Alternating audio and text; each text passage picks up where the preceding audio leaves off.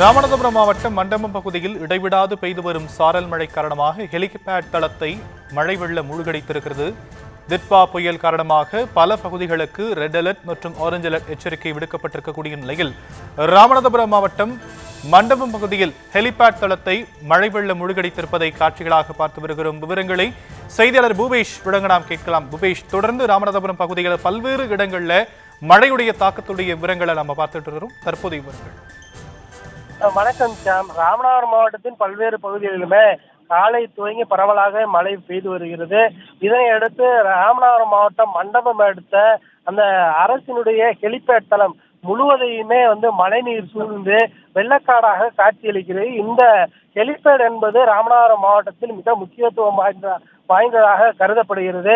அரசியல் தலைவர்கள் யாரேனும் இந்த பகுதிக்கு வரும் பட்சத்தில் இந்த ஹெலிபேட் தளத்தையே அனைவரும் பயன்படுத்துவோம். குறிப்பாக பிரதமர் மோடி, முதல்வர் உள்ளிட்டோர் ராமேஸ்வரம் உள்ளிட்ட பகுதிகளுக்கு வரக்கூடிய சூழல்ல இந்த ஹெலிபேட் தளத்தையே பயன்படுத்துவது வாடிக்கை.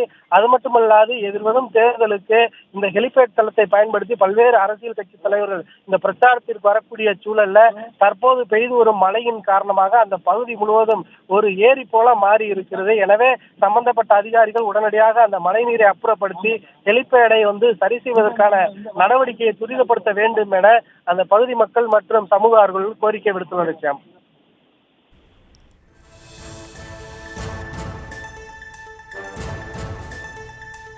தற்போதைய விவரங்களுக்கு நன்றி பூபேஷ்.